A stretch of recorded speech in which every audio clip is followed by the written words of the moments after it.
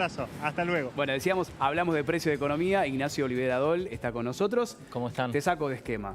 Igual estaba bueno el No, pero tema. él es Estaba joven. bueno. Él es joven. Vos tiene soy del que team de ver. ustedes. Nacho estaba con gesticulando de atrás. Yo prefiero que no ponga música en la No, playa. sin música. Pero si vas a Mar del Plata no podés pretender, o sea, no estás yendo a ver el paisaje Un solamente. ¿no? ratito, de Claro. fondo. Si querés ver el paisaje, anda a otra No, playa. bueno, no a pero Mar del los paradores ponen música ya per se. Bueno, pero si vas a ver, encima sí, está sí, la sí. música del parador más la música que vos llevas tu super parlante, no. No, eso respeto. Bueno, veías ahí, Ignacio, las playas, ¿no? ¿Cómo ves la Sí. temporada? Te pregunto en términos de gente, movimiento turístico, la economía, ¿no?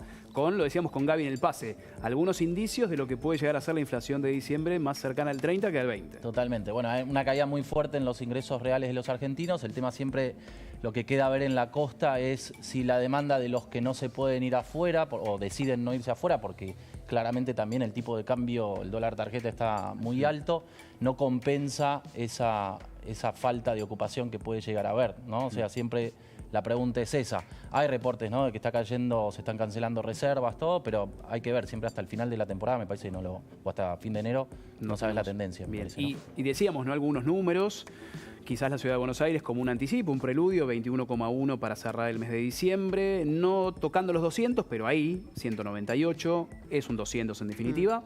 ¿Qué podemos esperar a nivel nacional, sobre todo con la frase del presidente en el fin de semana, la ¿no?, hablando de expectativa- un numerazo? La expectativa es que esté entre 20 y 30, quizá más cerca de 30%, que en enero esté un poco por debajo de eso, o sea menor a la de diciembre, pero que igual el acumulado va a dar 60%, ¿no?, de los primeros 2 meses de gestión del gobierno. Y el tema es que todo esto se está dando con varios factores, ¿no? Pero uno es la liberación del sistema de precios, ¿no? Directamente muchos precios regulados que ahora tienen, las empresas tienen espacio como para ir recomponiéndolos después de mucho tiempo de atraso. Decisión de haber ajustado precios de tarifas también, que van a llegar, o sea, no todo, ¿no? Pero por ejemplo, bueno, prepagas, combustibles. Después que va a haber nuevas tarifas que se ajusten hasta marzo, seguramente febrero-marzo, de energía. Y después también, bueno, el efecto de la devaluación, no sé, el traslado a precios que es muy rápido. Y todo lo que podemos ver de efectos de segunda ronda, ¿no? Porque todo eso son precios que tienen impacto en los insumos de muchos sectores de la cadena productiva, con lo cual en los próximos meses también, por más que sean movimientos que se dan de una sola vez, de un momento a otro, y que no deberían, o sea, sí te ponen el nivel de precios más alto, pero no necesariamente repercutan en una inflación sostenida en los próximos meses. Es solamente ajuste de tarifas que se dan de una sola vez. Igual en los próximos meses puede haber efectos de segunda ronda cuando se trasladan a los costos de cada uno de los sectores. Y la gran pregunta es si la política monetaria va a convalidar eso o no, porque para que sea sostenida la inflación, para que sigamos viendo estos niveles, tendría que haber un Banco Central muy laxo, muy flexible, que vaya convalidando toda, o sea, la expansión de dinero al mismo ritmo que van aumentando los precios y que entonces no se logre esta batalla contra la inflación. Lo que parece es que el gobierno está decidido a hacer un ajuste en la política monetaria que trate de contener esto en los próximos meses, ¿no? Que del lado de la política monetaria sí va a haber una respuesta y que todo esto es solamente un sinceramiento de precios en el corto plazo. Hay un tema, para mí, que lo escuché en estas semanas en el mercado, que es bastante nocivo para la gente, que es, estamos viendo un mundo, o el marco de la macroeconomía en Argentina sigue siendo heredada, ¿no? Sigue siendo peronista, kirchnerista, intervencionista. Sí. Pero se soltaron los precios. O sea, hay muchos sectores que tienen margen como para hacerlo porque están autorizados a aumentar los precios. Entonces no tenés en ese contexto un aumento de la competencia. O sea, no hay ingresos de productos, por ejemplo, importados, que empiecen a competir con los precios domésticos de los fabricantes locales, con lo cual tenés un aumento de precios y con un tipo de cambio que está estable, un aumento de precios en dólares, una inflación en dólares. Con lo cual, en muchas cosas, hay muchos sectores que se vuelven muy poco competitivos porque los insumos les están aumentando en dólares, quizá pagan por un insumo más caro de lo que pagarían afuera, con lo cual estás en el peor de los mundos, ¿no? Están liberando, siendo libre mercado, pero en un contexto que todavía sigue siendo intervencionista. Con lo cual había Porque la un inflación, banquero que me decía... la inflación no solamente es la emisión monetaria, es una búsqueda de una competencia más directa que por ejemplo, vas a la góndola de un supermercado y encuentres, por ejemplo, muchas marcas de leche y no 2. Eso también te hace a la inflación, ¿no? Exactamente. Esa es la competencia. Claro. Que obviamente estaban atrasados los precios, ¿no? En los últimos meses, y está bien que quizá que algunos sectores se ven en la necesidad de recomponerlo para no perder margen, para que no haya desabastecimiento. Pero el tema es que cuando no tenés una libre competencia, sobre todo porque no abriste, porque tenés una economía todavía cerrada, entonces tenés también el poder del fabricante local de ir ejerciendo ese... De imponerte precios. Exactamente. Había un banquero que me decía esta semana, mirá que acá liberaste a los cazadores, pero estamos todavía en el zoológico. O sea, ese es el problema. O sea, tenemos un contexto, unas condiciones en donde si vos das mucha más libertad, manteniendo este mismo contexto, podés pero llegar tampoco el gobierno a se va a traicionar en sus orígenes de intervención del Estado. ¿Cómo? El gobierno no se va a traicionar en sus orígenes ideales en Claro, la intervención del Estado. Es que ese es un plan que está, o por lo menos la visión en este momento del mercado, es como que está deshilachado, ¿no? Porque se resolvió avanzar sobre muchas medidas drásticas que tienen que ver con la ideología o el marco, o el background teórico que tiene este gobierno, que es, sí, el libre mercado o la desregulación. Pero hay un montón de temas cambiarios, monetarios, sobre los que todavía no se avanzó. Entonces, y que sobre los que están a mitad de camino. Entonces, por ejemplo, si hay una idea de avanzar con un shock fiscal, de ir haciendo el ajuste, y eso para los mercados es bueno, pero si al mismo tiempo vos estás manteniendo las restricciones, o sea, con el shock fiscal vos podés generar mucha confianza si lo lográs, ¿no? Para el mercado sobre todo. Pero si al mismo tiempo te falta plan monetario, no podés tener un tipo de cambio libre, no abriste el cepo. Entonces, hay muchas cosas que se quedan a mitad de camino y al final no podés enviar ninguna señal concreta al mercado como para que empiece a creer en el programa. Ahora, Nacho, ¿qué pasa si se aprueba, si queda vigente, digamos, el DNU, si se llega a aprobar la ley de ómnibus tal como llegó al Congreso? Yo creo que va a tener varias modificaciones porque así como está no la van a aprobar a libro cerrado. ¿Va a ayudar a la economía? ¿Vos crees que aprobar eso puede ayudar a bajar en el corto plazo la inflación? Es que justamente un poco a eso quería decir, que es todo este programa de desregulación debería ayudar como atenuante a todo esto que estamos viendo en el frente inflacionario. Y si abrieras el comercio exterior, también, por ejemplo, podrías, por el ingreso de las importaciones de mayor cantidad de productos, también tener un atenuante por ese lado. El problema es que acá hay muchas condicionalidades todavía. O sea, el shock fiscal que buscaron hacer, todas estas medidas drásticas que buscan convencer al mercado, todavía están puestas en duda porque no se saben si se van a poder materializar, porque decidieron empezar por la parte más difícil, que implica negociaciones o que por lo pronto que no genere conflictividad en las calles, pero también que en el Congreso vayan aprobando todas estas cosas. O sea, la palabra es confianza. Sí, te hago la pregunta inversa a la de Lourdes. Sí. ¿Qué sucede si al revés? Vimos muchísimos traspiés judiciales la primera semana del año. ¿Y qué sucede si finalmente las reformas del gobierno no se convalidan en el Congreso? DNU, en términos judiciales, y también en el Congreso, y también la ley ómnibus. ¿Qué pasa con la confianza internacional? Bueno, ese es el tema, que es, decidiste avanzar por la parte más difícil del programa, que sí podía generar alguna buena respuesta de parte de los mercados, pero justamente es tan difícil que hasta ahora no está garantizado. Y lo otro, que quizá era lo monetario y lo cambiario, que no necesitaba ningún debate, era solo una decisión que se podía hacer de un momento a otro, porque subir, bajar la tasa, cambiar el programa monetario, liberar el cepo, todo eso era una decisión que no tenía que votarse en el Congreso. Entonces, si buscabas algún tipo de señal por ese lado, quizá podrías haber encontrado más rápido una respuesta de parte de los mercados.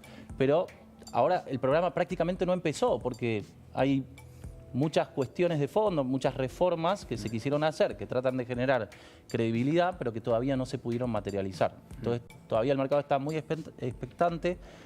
Hubo una buena respuesta el primer mes, pero ahora ya empezás a notar mayor presión. El veranito en financiero que tuvimos en diciembre, Exactamente. ¿no? Bueno, por eso se ya despertaron los dólares financieros. Exacto, se terminó. Se terminó. O sea, ahora lo que estamos viendo es que vienen 2 meses de mayor presión cambiaria, por lo menos si uno se guía por las expectativas del mercado. ¿Y qué sucede con el segundo semestre? Hablábamos con Gaby en el pase, ¿no? Quizás El la famoso frase segundo no es tan semestre, feliz, claro. ¿no? Porque nos rememora a un fracaso en un segundo semestre de No, Mauricio pero es Macri. que es- ¿Se puede hablar de una tendencia a la baja para un segundo semestre de la inflación? Porque es lo que se nos atraviesa a todos por igual.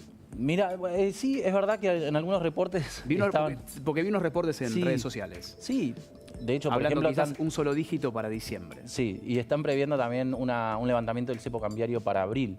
Pero bueno, pero todo esto que estamos hablando se tiene que materializar, o sea, tiene que avanzar toda esta desregulación que quieren en el Congreso, toda la suba de impuestos. Por ejemplo, hay muchas cosas para cerrar el déficit fiscal que todavía tienen que someterse al Congreso y, no sé, el aumento de retenciones, o sea, ese tipo de cosas permiten dar una señal de reducción del déficit, pero por ahora no se sabe si van a pasar o no. Entonces, todo depende de eso. En Argentina, sabemos, o sea, 6 meses es largo plazo, ¿no? Sí. En ningún país es así, pero en Argentina es un plazo demasiado largo como para conjeturar algo. No, y hablando un poco de lo que vos decías más temprano sobre la confianza internacional, digo, también tenemos un país en el cual es muy difícil confiar. Viene una empresa acá con ciertas reglas de juego.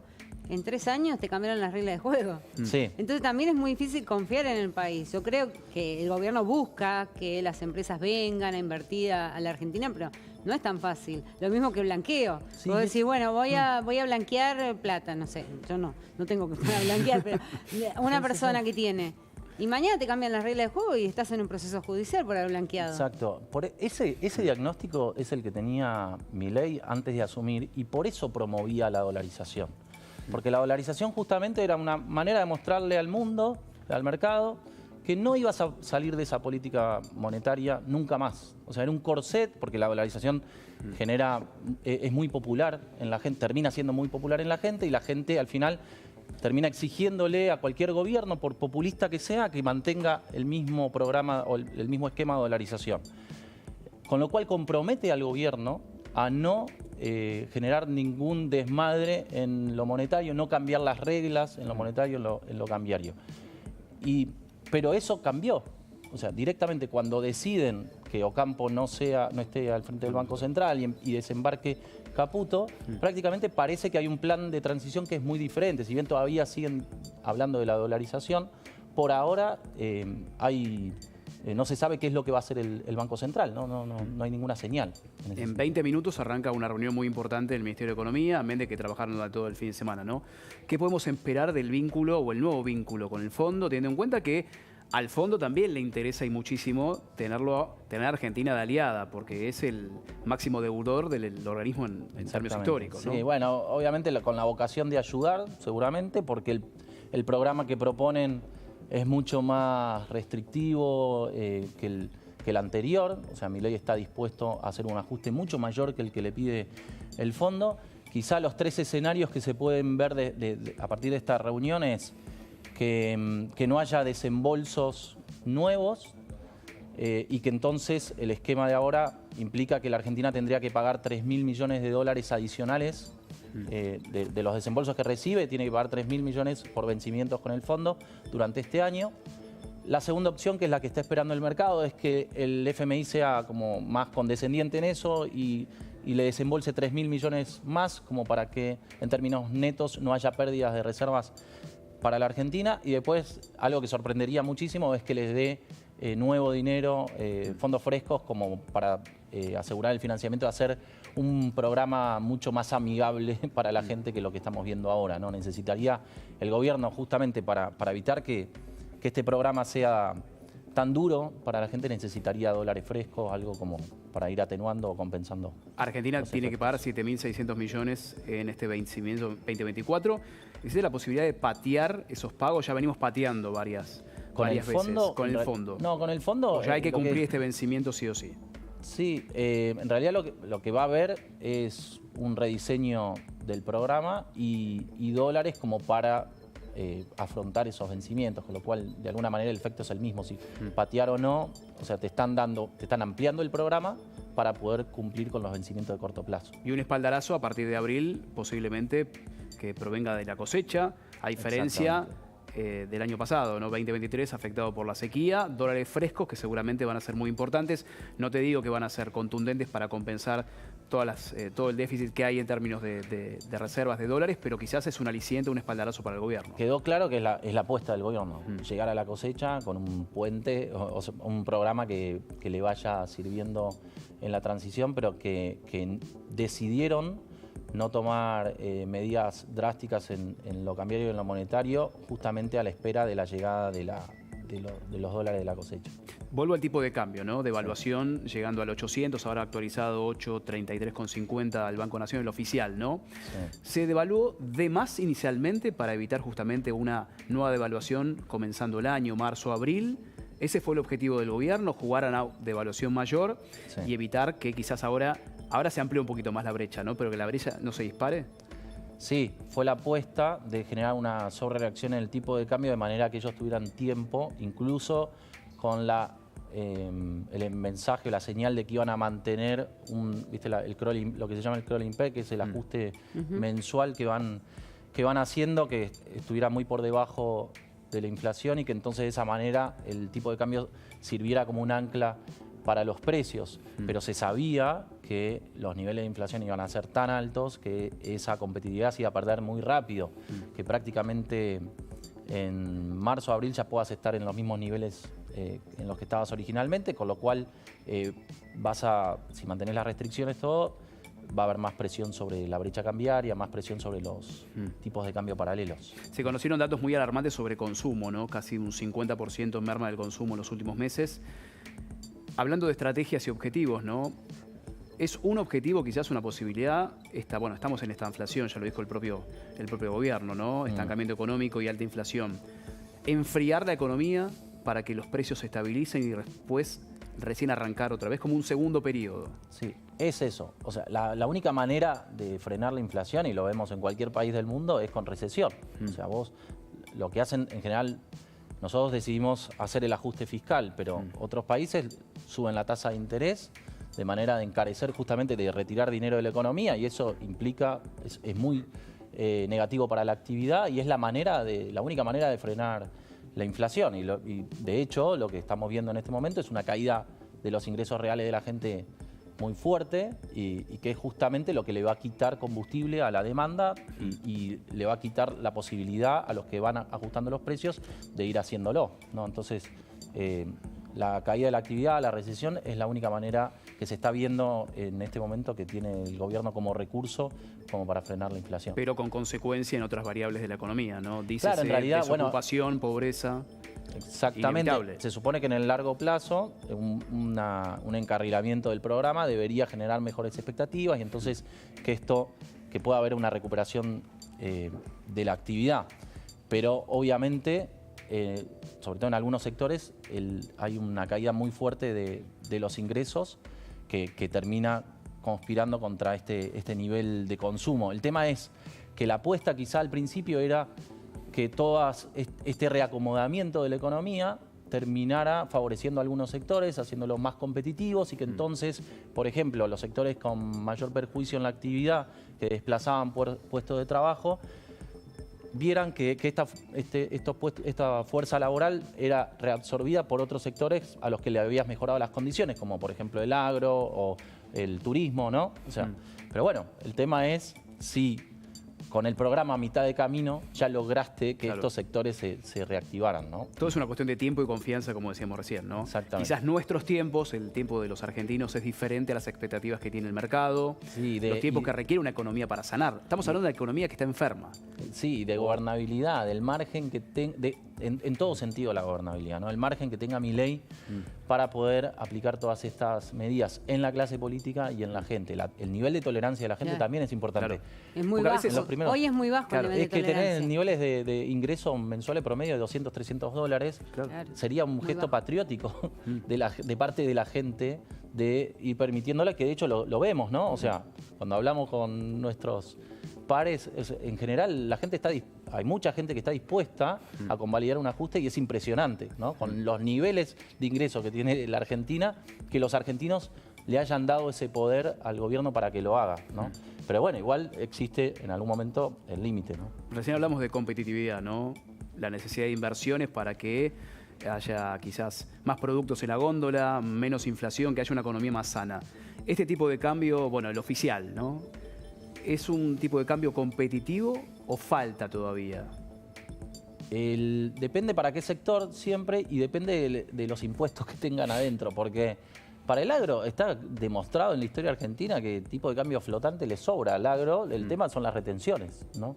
Y con todo es así. Ahora, por ejemplo, creo que en el sector turístico está afectando más lo que es el dólar MEP, ¿no? Porque cuando viene un turista extranjero se le aplica el dólar paralelo. Ese tipo de cambio es competitivo. El 800 habría que ver el efecto de la inflación de diciembre, pero en principio, en términos históricos, estaba muy por encima del promedio de Argentina, con lo cual era un tipo de cambio bastante ventajoso. El tema es, después, claro, cuando el gobierno le aplica retenciones, que de hecho lo hizo para sectores que no están acostumbrados a pagar retenciones, ¿no? Incluso dentro del agro. Va a tener que desarmar en algún momento el esquema de Eso retenciones. es lo que prometió. Porque además fue promesa de campaña. Exacto. Reversión de ganancias ahora con modificatoria.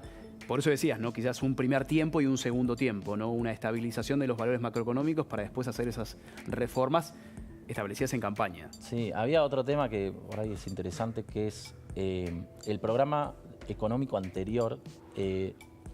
La visión o la hipótesis que tenían en Argentina tiene un problema institucional tan grande que es muy difícil avanzar con las reformas desde el primer momento sin haber logrado algo de capital político. Por ejemplo, ¿no? El plan de Ocampo inicialmente era levantar el cepo, ir hacia la dolarización, hacer los ajustes de precios relativos. Pero ¿por qué ir a la dolarización muy rápido?